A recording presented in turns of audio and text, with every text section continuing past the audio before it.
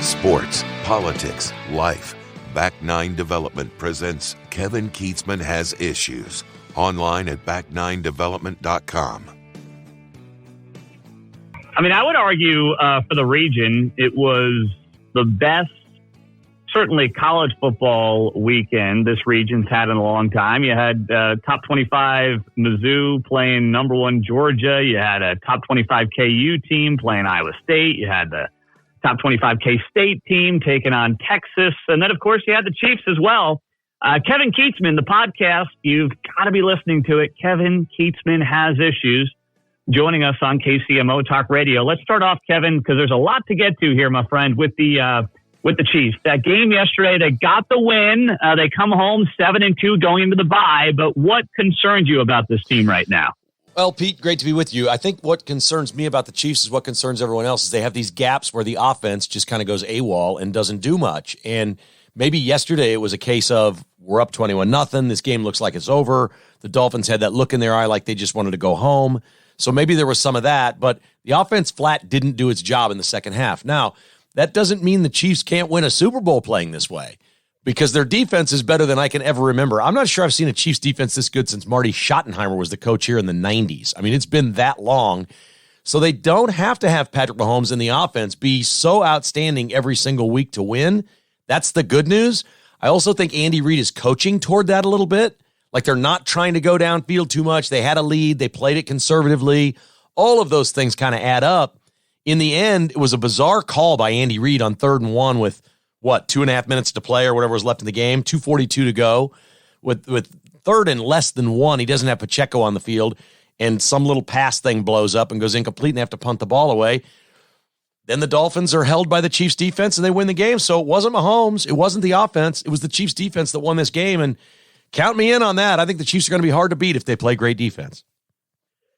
Now, what would you do? I mean, offensively, we've questioned the wide receivers. If Kelsey's, not having a great game, who's the go-to guy? Who would your go-to be right now? Well, I think Rashee Rice is going to emerge as a really good player in the NFL, but this is just a collection of dudes, and they're all capable of dropping the ball at any moment if they're not wide open. When Chiefs receivers are covered and Mahomes drops, he had a couple of them yesterday, he just threaded it in there beautifully. They don't ever make the play, and we watch these other teams. You've seen them, Pete. Everybody listening has seen other teams with big-time receivers. The Bengals last night, my goodness. Ed Higgins goes up and gets a ball, and it's over. He's going to get it every time. Yep. Mahomes just doesn't have a guy like that, so you can't really play toward that. I think maybe more running game, more Pacheco. I think the Chiefs are doing the right things. They just are what they are. They're going to have to get better at it because teams are simply going to say, we're not going to let Kelsey beat us, and that's what the Dolphins did. They doubled him the entire game and said, Kelsey isn't going to beat us. You got somebody else, good luck, but he's not going to beat us. But again, 21 points is going to win a lot of games for the Chiefs. Are the Broncos the only team that has scored more than 21 on the Chiefs this year? And that was 24 last week when the Chiefs turned it over 5 times? I mean, this defense is legit, man. Yeah, no, it's very true. Kevin, I want to drop to the college level. A lot of things going on locally on that front over the weekend. Let me start with this. K-State, if you're Chris Kleiman, are you kicking the field goal in overtime, tying the game, going to double OT when you've had this Texas team on the ropes for the last quarter and a half? Okay, here's what I think happened. I think when he got 1st and goal at the 7, he told Will Howard his offense, we are not kicking the ball. We got 4 plays, get it in. We score here, we go to the Big 12 championship game. And he won the Big 12 title last year, so it's easier to take chances when you've done that, right? He's not looking for a new contract. He's not looking for a new job. He's not looking to please anybody but himself. I think he said, boys, you got 4 plays, we're not even going to consider kicking it. Now, if they had a 15-yard penalty and got backed up at the 19-yard line, maybe. I think he had long decided before that 4th down that he was going to give it 4 shots. The analytics say you have about an 85% chance of scoring when you have 4 shots from the 7-yard line. I think he did the right thing. Now, if I did that, I might have chickened out. I might have taken the chicken exit at 4th and goal from the 4. You know what I'm saying? But then how do you look your players in the eye? When you've challenged your offense and said, we've got 4 plays, boys, let's go do this. Then you change your mind. How do you look them in the eye? I mean, that offense wanted that opportunity. So I don't really have a problem with it. I probably would have taken the chicken exit. Just me, but I probably would have. Yeah. I would have too, just because of how the last quarter and a half had gone in that game for Kansas State. But I get it. That conversation was had. I understand it.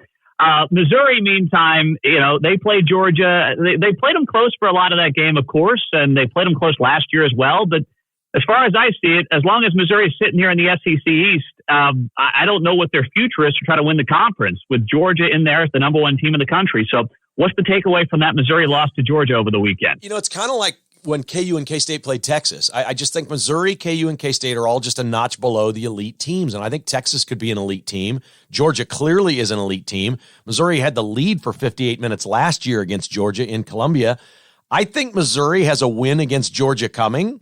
I don't know when it is, but I think sometime like in the next 4 or 5 years, they're going to pull off the upset and beat them once. They're playing them close enough that it's right there.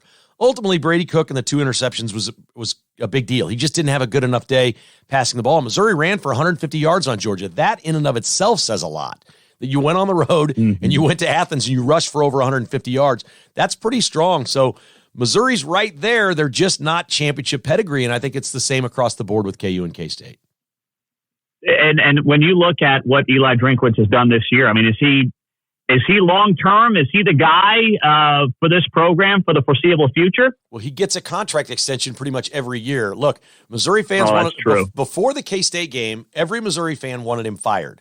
They hit a 61-yard field goal and win a game against K-State. Then they get confidence. Then they go on a roll and they're winning games. Probably should have won the LSU game, to be quite honest. They actually maybe blew that one more than anything else. But this is a good football team. Yeah, Eli Drinkwitz is doing a nice job at Missouri. He's goofy. He's constantly screaming at the refs. He can embarrass the program at a moment's notice. He can embarrass everyone at Mizzou. But he's winning football games, and they're playing well. I think he's there to stay for a while.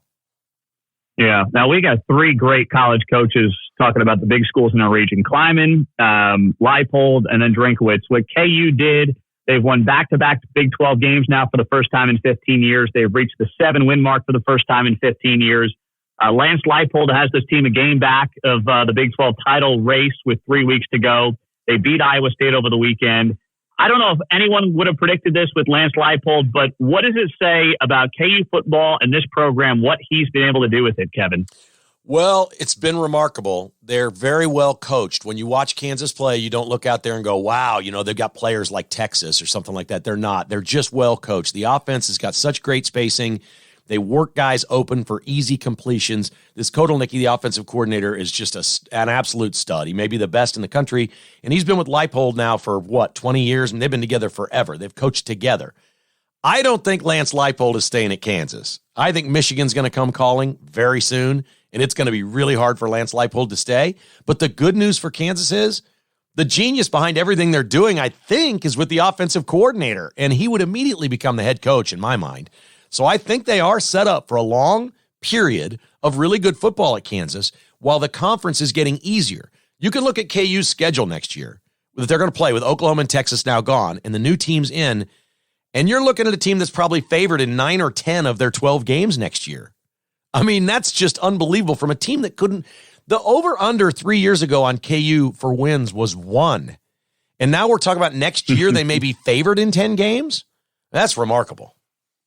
Now, you're saying, though, you think Harbaugh is going to be gone to the NFL or something's going to happen there that would open up that position for a guy like Lance Leipold? I don't think the liberals in the media are going to stop on Harbaugh. They hate him. He's Catholic. He's devoutly Catholic. He's spoken out as pro-life. He's made all kinds of political, and ESPN lost the Big Ten contract. ESPN is all over Harbaugh. They're sinking their teeth into this guy. They want a pound of flesh, and they want him out. For what? Stealing signs? I thought stealing signs was part of sports. Everybody steals signs. What is going on at Michigan? I don't understand it, but they're not going to let go. They're going to want him out, and Michigan's a very liberal place, and I've seen this act before. Clearly the national media want him out, and if he's out at Michigan, I don't think there's any question they're going to be looking at Lance Leipold. Wow. All right. Well, Kevin, before I let you out of here, you have involved yourself, and we've had callers ask about this and bring this up. You have involved yourself in the Lenexa mayoral race. It is coming in hot like a lot of these local races are tomorrow. What's going on there? Okay, we had a great mayor named Mike Boehm for 20 years, a good conservative mayor. Lenexa is great. It's an unbelievable place to live. We have way more Republicans than Democrats in Lenexa. It's not close. Mayor Boehm would run unopposed all the time. Nobody ran against him. He's just done a fantastic job in Lenexa. The growth, everything's just been great here. We love Lenexa. Everybody who lives here loves it. We now have a mayoral race with a crazy interior designer lady that scores 100 with the LGBTQ organizations, is pro-abortion. We know what she is, okay? We know who and what she is, but when you go vote, it doesn't say whether she's Republican or Democrat. You can't say. And Joe Carlin's my guy. He's a Republican, and he's probably a rhino, to be honest. He's not my kind of conservative, I don't think. And he doesn't want to run a campaign where he's going out there telling people that I'm the conservative and she's not. They're playing nice. Well, playing nice plays right into the Democrats' hands. In Shawnee, they don't do this, Pete. They've got a 7-1 city council to Republicans now in Shawnee. And the mayor that's running for mayor, they're both calling themselves Republicans, although it's not on the ballot. One of them, I think his name's Hemming, that's running, is a real conservative. And he's sending flyers out say, I stand with the city council, because everyone in Shawnee knows the council is now very conservative. But they're not doing that in Lenexa. And this Julie chick that's running, I know exactly who and what she is. It's a 4-year death sentence for Lenexa if she wins. I'm telling you, you put a liberal mayor in this town and we become Prairie Village. Here's my only concern with any of this stuff, Kevin, and I agree with what you just said there. These local races, yes, I want to know kind of where people stand on their values. That being said, I want to know where you're at on issues like apartments, public schools. Like, what do they want to do on those things? I don't really care what you think about Trump or Biden or, a lot of the social issues. I want to know where you're at on these apartments that are destroying suburban areas all across Kansas City. I agree with you. I completely agree with you. And both of them say they want to do low income housing or whatever that means. I don't know. To me, there's more to this than that, because what Julie Sayers did was she posted on Facebook that I'm some right-wing extremist. She lumped me in with criminals who are threatening and vandalizing her, which I told her if she doesn't stop, I'm going to call a lawyer and sue her ass, because it's just awful what she was trying to do to me. I mean, this is ridiculous. She won't do it to a candidate she's running against, but she's picking on a guy with a podcast that is one of her taxpayers living in Lenexa. Come on. She's got no class, none, zero, attacking me. And I went back at her and I invited her on my podcast and I asked her to please send me pictures of the vandalism, because I missed those on her Facebook page and I want to see the threats. She's called the police, apparently. And, okay, if you're doing all this. You? No, she lumped me in with people she called the police on. I said, who are they? Okay. She's I'm pushing these extremists. You know their playbook on the left, right-wing extremism. Yeah. It's crazy. She's nuts. And it's all fake. It's all a lie. The police aren't looking into anything. There's not been any vandalism. It's all a lie. She's just lying now and trying to lump me into this thing. I'm like, I've had it with you. I sent her the email. I said, name one thing that I said on the podcast that's not accurate. Correct me, and I will correct it. Send me the photos, and I will publish them of the vandalism. I'll put them out there for everyone to see.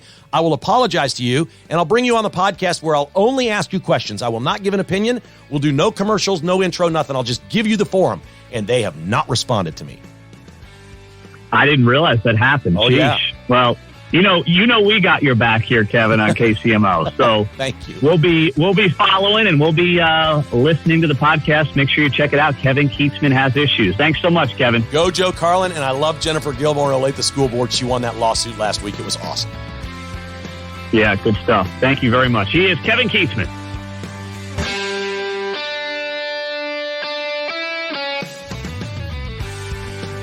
Thanks for listening to Kevin Keatsman Has Issues, presented by Roberts Robinson Chevrolet GMC. To get exclusive patrons-only podcasts, receive a weekly newsletter, and attend in-person patrons-only parties, visit KKHasissues.com and become a patron today.